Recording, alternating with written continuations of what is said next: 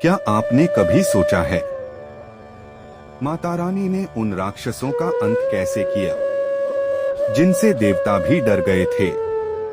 आज मैं आपको वही सच्ची कहानी सुनाने वाला हूँ। बहुत प्राचीन समय की बात है, जब पृथ्वी, स्वर्ग और पाताल तीनों लोकों में शांति थी। देवता अपने अपने कार्यों में लगे रहते थे और मानव जीवन भी संतुलित था। लेकिन यह शांति अधिक समय तक नहीं रही, क्योंकि एक भयंकर असुर जन्म ले चुका था, महिषासुर। महिषासुर आधा भैंसा और आधा मानव था और उसके भीतर अपार शक्ति थी। उसने सोचा कि अगर उसे अमरता मिल जाए तो वह तीनों लोकों का राजा बन सकता है। इसी इच्छा से उसने घोर तपस्या शुरू की। वर्षों तक कठिन तप करने के बाद अंततः भगवान ब्रह्मा प्रकट हुए। महिषासुर ने वरदान मांगा कि कोई भी देवता या पुरुष उसे मार न सके। ब्रह्मा ने कहा कि जन्म लेने वाले को मृत्यु अवश्य है, इसलिए अमरता नहीं मिल सकती। तब महिषासुर ने चालाकी से कहा, मुझे ऐसा वरदान दीजिए कि मुझे कोई देवता या पुरुष न मार सके। ब्रह्मा ने तथास्तु कह दिया। अब महिषासुर अहंकारी हो गया। उसने सोचा कि एक स्त्री उससे युद्ध नहीं कर सकती, इसलिए वह सुरक्षित है।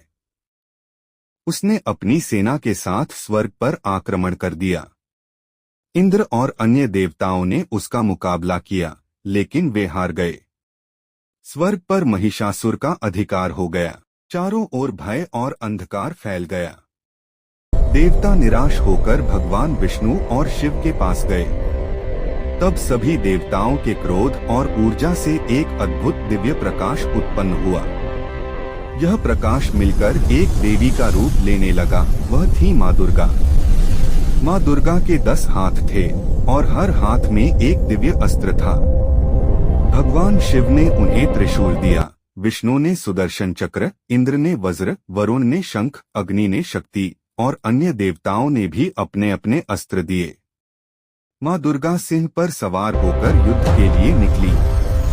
उनका तेज इतना प्रचंड था कि पूरा ब्रह्मांड कांप उठा।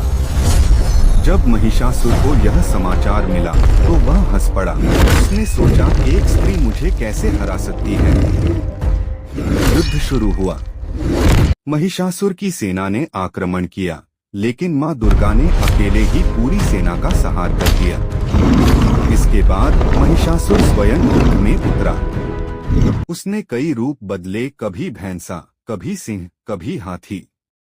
युद्ध कई दिनों तक चलता रहा। अंत में माँ दुर्गा ने अपने त्रिशूल से महिषासुर को धराशायी कर दिया और उसका वध कर दिया। देवताओं ने जयकार की और पूरे ब्रह्मांड में फिर से शांति स्थापित हुई। इसी विजय के प्रतीक के रूप में नवरात्रि और दुर्गा पूजा मनाई जाती है। संदेश: जब भी अहंकार और अधर्म बढ़ता है, माँ शक्ति रूप में प्रकट होकर उसका अंत करती है। महिषासुर के वध के बाद भी संसार में शांति लंबे समय तक नहीं रही। फिर से एक भयंकर असुर उत्पन्न हुआ, रक्तबीज। रक्तबीज को एक अद्भुत वरदान मिला था। उसके खून की हर बूंद से एक नया असुर पैदा हो जाता था। यानी जितना अधिक उसे घायल किया जाता, वह उतना ही अधिक शक्तिशाली बनता जाता। रक्तबीज ने देवताओं पर आक्रमण कर दिया। देवताओं ने उसका सामना किया, लेकिन वे असफल रहे। जितना वे उसे मारने की कोशिश करते, उतने ही नए असुर उत्पन्न हो जाते। तब देवताओं ने माँ दुर्गा का स्मरण किया। माँ दुर्गा प्रकट हुई और युद्ध शुरू किया। लेकिन समस्या वही थी, हर प्रहार के साथ रक्तबीज की संख्या बढ़ती जा रही थी। तब माँ दुर्गा ने अपने क्रोध से एक और भयंकर रूप धारण किया, माँ काली। माँ काली का रूप अत्यंत भयानक था। काले रंग का शरीर, बड़ी लाल जीभ, गले में खोपड़ियों की माला और हाथों में हथियार। उनका रूप देखकर पूरा ब्रह्मांड कांप उठा। माँ काली ने युद्धभूमि में प्रवेश किया और रक्तबीज पर हमला शुरू किया। लेकिन इस बार उन्होंने एक नई रणनीति अपनाई। उन्होंने अपनी जीभ फैलाकर रक्तबीज के खून को जमीन पर गिरने से पहले ही पीना शुरू कर दिया। अब जैसे ही रक्तबीज घायल होता, उसका खून जमीन तक पहुंचने से पहले ही मां काली पी लेती। इस तरह नए असुर पैदा होना बंद हो गए। कुछ ही समय में रक्तबीज कमजोर हो गया और अंततः मां काली ने उसका वध कर दिया। लेकिन युद्ध के बाद भी मां काली का क्रोध शांत नहीं हुआ। वे उग्र रूप में सब कुछ नष्ट करने लगीं। तब भगवान शिव स्वयं उनके सामने लेट गए।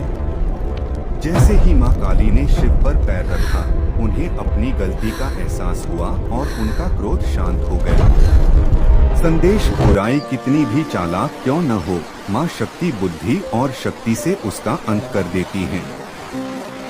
माता रानी की शक्ति अनंत है।